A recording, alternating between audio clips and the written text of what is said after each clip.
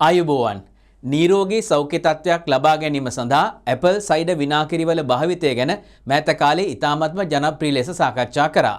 නමුත් පොල් විනාකිරි ගැන අපි හරියට දැනගෙන ඉඳලා නැහැ. මං අද ඔබත් එක්ක කතා කරනවා ඔබ පුදුම කිරීමට සමත් වන කාරණා ඇතුළත් ඇපල් සයිඩර් විනාකිරි සහ පොල් විනාකිරි අතර තියෙන ඒ සංසන්දනාත්මක කාරණය විද්‍යානුකූලව.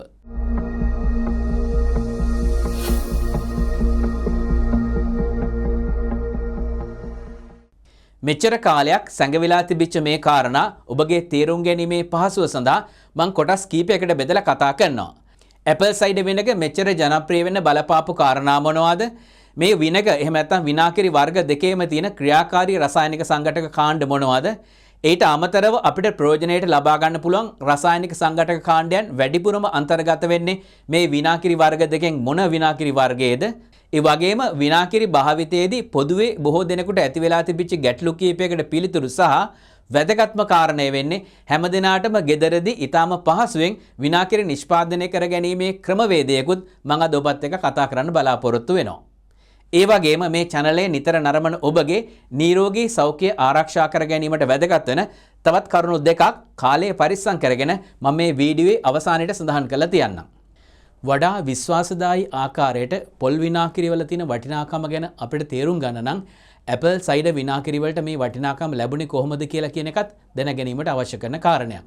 අවුරුදු 7000කට වඩා පරණ අතීතයේ බැබිලෝනියානු ශිෂ්ටාචාරයේ පවා මේ ඇපල් සයිඩර් විනාකිරි භාවිතා කිරීම පිළිබඳව සඳහන් වෙලා තියෙනවා. ජුලියස් සීසර් රජතුමාගේ ඉඳලා නූතන වෛද්‍ය විද්‍යාවේ පියා ලෙස හඳුනන හිපොක්‍රටස් පවා මේ ඇපල් සයිඩර් විනාකිරි භාවිතා කිරීම පිළිබඳව ඉතිහාසයේ සඳහන් වෙලා තියෙනවා.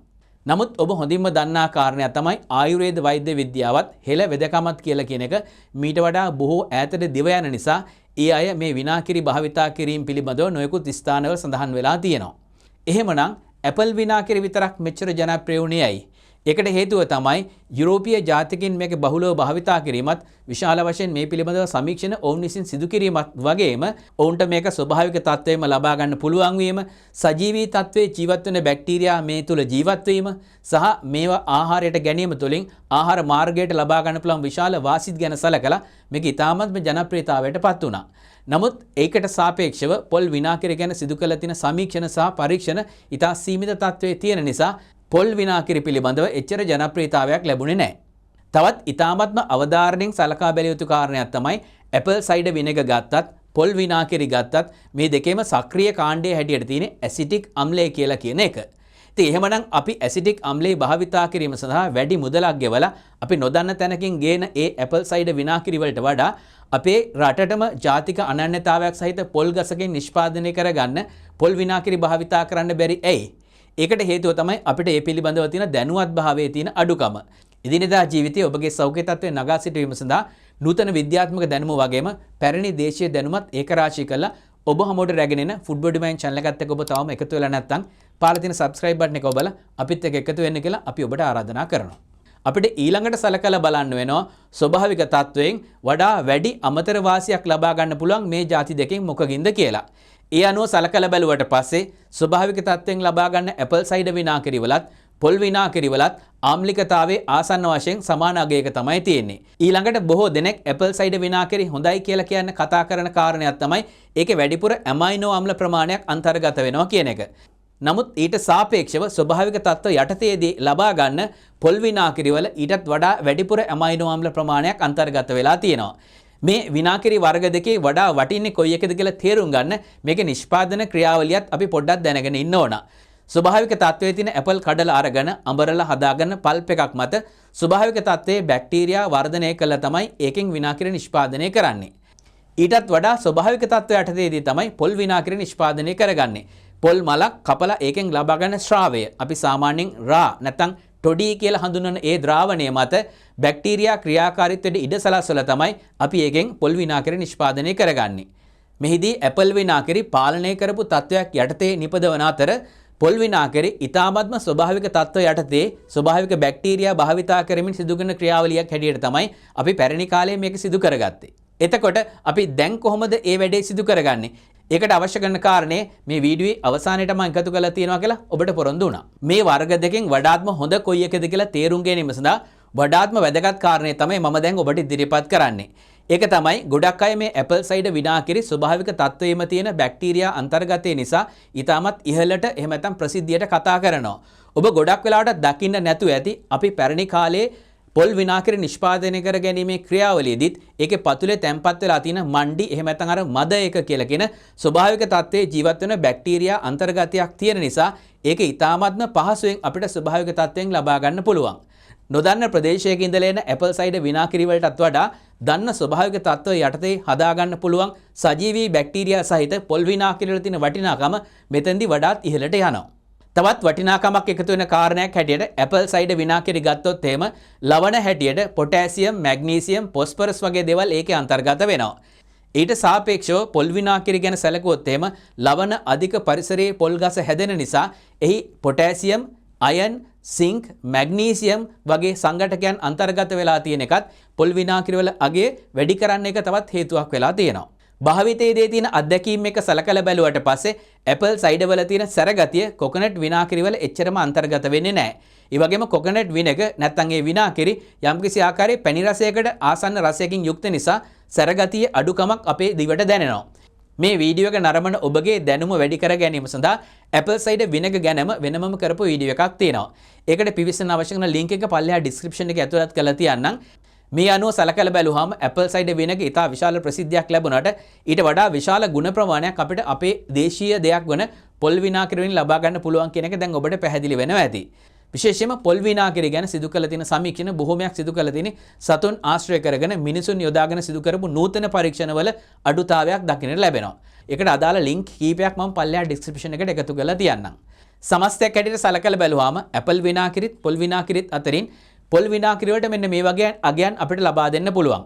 ලබා ගැනීමේ තියෙන පහසුව, මිල ගණන, ඒ වගේම සජීවී තත්ත්වයේ බැක්ටීරියා ඒක තුළ ක්‍රියාකාරී වෙන අවස්ථාවෙම අපිට ඒක භාවිතයට ගන්න පුළුවන් හැකියාව ගැන හිතුවට පස්සේ ඇපල් සයිඩර් විනෙගර් වලට වඩා විශාල වටිනාකමක් පොල් විනාකිරි වලට ලබා දෙන්න හැකියාව අපිට තියෙනවා.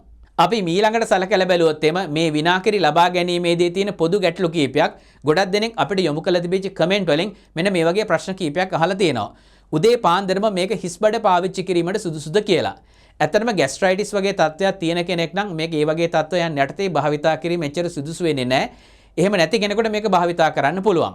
තවත් ඒ වගේ ප්‍රශ්නයක් අහලා තිබිච්ච එකක් තමයි කිඩ්නි ඩිසීසස් තියෙන අයට ඇපල් සයිඩර් විනාකිරි භාවිතා කරන්න පුළුවන්ද කියලා. විශේෂයෙන්ම කිඩ්නි ඩිසීසස් තියෙන අය මේක තවත් කෙනෙක්ගේ උපදේශයන් මත භාවිතයට ගැනීම තමයි වඩාත් සුදුසු වෙන්නේ.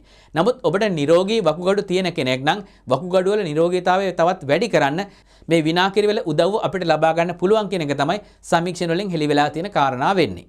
තවත් ඒ වගේ යොමු කළ තිබිච්ච ප්‍රශ්නයක් තමයි මේවා කොහොමද කොච්චර ප්‍රමාණයකින් ගන්න ඕනද කියන එක. ඇත්තටම මේ ඇපල් සයිඩර් විනාකිරි ජනප්‍රිය වෙන්න එක හේතුව තමයි නූතනව අපිට තියෙන ආහාරات එක්ක සම්බන්ධ වෙච්ච ගොඩක් ලෙඩ රෝග වලට මේකෙන් යම්කිසි සහනයක් ලබා ගන්න පුළුවන් කියලා සමීක්ෂණ වලින් හෙළි වෙච්ච කාරණේ. ඒ නිසා ප්‍රධාන ආහාර වේලක් ලබා ගන්න කලින් මේක ලබා ගන්නවා නම් තමයි මේකෙන් ප්‍රයෝජනෙ වඩා වැඩිපුර ලබා ගන්න පුළුවන්. සාමාන්‍ය කාමර උෂ්ණත්වයේ තියෙන වතුර වීදුරුවකට මේස හැන්දකින් එකක් හෝ තේ හැන්දකින් එකක් හෝ දෙකක් විනාකිරි එකතු කරලා ආහාර ගැනීමට කලින් මේක පානය කිරීමෙන් තමයි ආහාරයෙන් අපේ ශරීරයට ඇතිවෙන ෆුඩ් ස්ට්‍රෙස් එක අඩු කරගන්න, ඒකෙන් වාසිය ලබා ගන්න වඩාත්ම ඉඩකඩ සැලසෙනවා කියලා සමීක්ෂණ වලින් හඳුනගෙන තියෙන්නේ. යොමු කළ තිබිච්ච තවත් ප්‍රශ්නයක් තමයි ඇපල් සයිඩර් විනාකිරි සහ සාමාන්‍ය විනාකිරි අතර තියෙන වෙනස මොකක්ද, වඩා සුදුසු කොයි එකද කියලා. ඇත්තටම වෙළඳ පොලේ අද අපිට භාවිතයට තියෙන કૃතිම තත්වයන් යටතේ ඉතා ඉක්මනින් පැය 24ක් පැය 72ක් වගේ ක්ෂණික කාලයක් ඇතුළත නිෂ්පාදනය කරගත්ත કૃතිම විනාකිරි. ඉතින් ඒ අනුව බැලුවට පස්සේ අර සජීවී තත්වයේ බැක්ටීරියා සහ අනිකුත් සංඝටකයන් අඩංගු එහෙම නැත්නම් සයිඩර් විනාකිරි. සයිඩර් එකක් කියන්නේ මොකක්ද කියලා මම කලින් වීඩියෝ එකේ සඳහන් කරලා තියෙනවා. අපිට පොල් විනාකිරි වලත් ඒ සයිඩර් විනාකිරි තත්වය ලබා ගන්න පුළුවන්. අන්න ඒ විනාකිරි වල තමයි වඩාත්ම වැඩිපුර වාසිය අපේ ශරීරයට ලබා ගන්න හැකියාව තියෙන්නේ.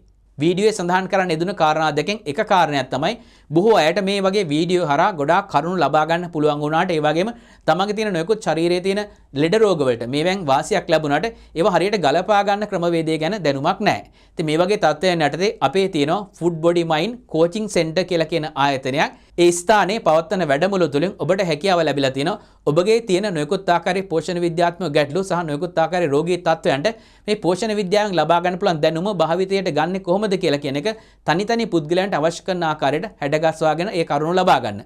විශේෂයෙන්ම මාන 8ක් ඔස්සේ තමන්ගේ ස්වභාවික නිරෝගීමත් ජීවිතය හැඩගස්සා ගන්න අවශ්‍ය කරන කරුණු අපි මේ සෙෂන් එකක් තුලින් ඔබට ලබා දෙනවා. ඒ වගේ හමුවකට ඔබට යොමු වෙන්න අවශ්‍යතාවය තියෙනවා නම් පහලින් සඳහන් කරලා තියෙන දුරකථන අංකයට WhatsApp පණිවිඩයක් එවලා ඒකට අවශ්‍ය කරන වේලාව වෙන් කරගන්න පුළුවන්. අනිත් කාරණය තමයි මේ වීඩියෝ නරඹන ඔබට වගේම ඔබ දන්නා කියන ඕනම කෙනෙකුට S2 ආශ්‍රිතව නොයෙකුත් ආකාරයේ ප්‍රශ්න තියෙනවා. ඒවැයි Tamanට තියෙන ගැටලුවට නිසි පිළිතුරු ලබා ගැනීමේ නොහැකියාවක් බොහෝ දෙනෙකුට තියෙනවා. ඉතින් වසර 25කට ආසන්න කාලයක් දෘෂ්ටි සායන වේදිකයෙක් හැටියට මගේ සායනික ඉතිහාසය ලබාගත් දැනුම සහ පළපුරුද්ද ඔබට ලබා ගන්න S පිළිබඳව විතරක් කරන channel එකක් තියෙනවා ඇක්ලෝ කියලා කියන නාමය යටතේ. ඒ channel එකට පිවිසෙන්න අවශ්‍ය කරන link එක පල්ලෙහා description එකේ යොමු කරලා තියෙනවා. ඔබට මගේ සායනික උපදේශයක් අවශ්‍ය කරලා තියෙනවා නම් එහි දැක්වෙන අංකය හරහා මාව සම්බන්ධ කරගෙන ඔබගේ S වල තියෙන ගැටලු වල පිළිතුරක් ලබා ගන්න එය භාවිතා කරන්න පුළුවන්. ඒ වගේම ඉතාමත්ම වැදගත් කාරණය තමයි ස්වභාවික තත්ත්වය යටතේ අපිට මේ විනාකිරි හදා ගන්න පුළුවන් කොහොමද කියන එක. ඒ සඳහා ඉතාමත්ම විශ්වාසදායී ක්‍රමයක් යටතේ මේ පොල් රා කියලා කියන එකත් ඒ වගේම පොල් වතුර කියලා කියන එකත් භාවිතා කරලා අපිට විනාකිරි හදා ගන්න පුළුවන්. ඒ සඳහා අවශ්‍ය කරන ඉතාමත්ම පැහැදිලි විස්තරයක් සහිත වීඩියෝ දෙකක ලින්ක් එක මම පල්ලෙහා description එකේ ඇතුළත් කරලා තියන්නම්. ඒ එක ලින්ක් එක පොල් පරීක්ෂණ ආයතනය විසින් පොල් වතුරෙන් කොහොමද විනාකිරි හදන්නේ කියලා නිෂ්පාදනය කරගත්ත එකක්. එහෙමනම් අද ඉදිරිපත් කරපු මේ කරුණු හරහා ඔබට වඩා වැදගත් තීරණයකට එන්න පුළුවන්. අපේ අතේ තියෙන අපිටම නිෂ්පාදනය කරගන්න පුළුවන් පොල් විනාකිරි වල තියෙන වටිනාකම වැඩි කියන එක. ඒක නිෂ්පාදනය කරගන්න ආකාරයක් දැන් ඔබට පැහැදිලිව හඳුනා ගන්න පුළුවන්. එබැවින් මේ වගේම අලුත් කරුණු වලින් සමන්විත වෙච්ච අලුත් වීඩියෝ කුතුරගෙන ඔබ හමුවට නැවත පැමිණීමේ බලාපොරොත්තුවෙන් ඔබෙන් සමුගන්නවා. ස්තුතියි.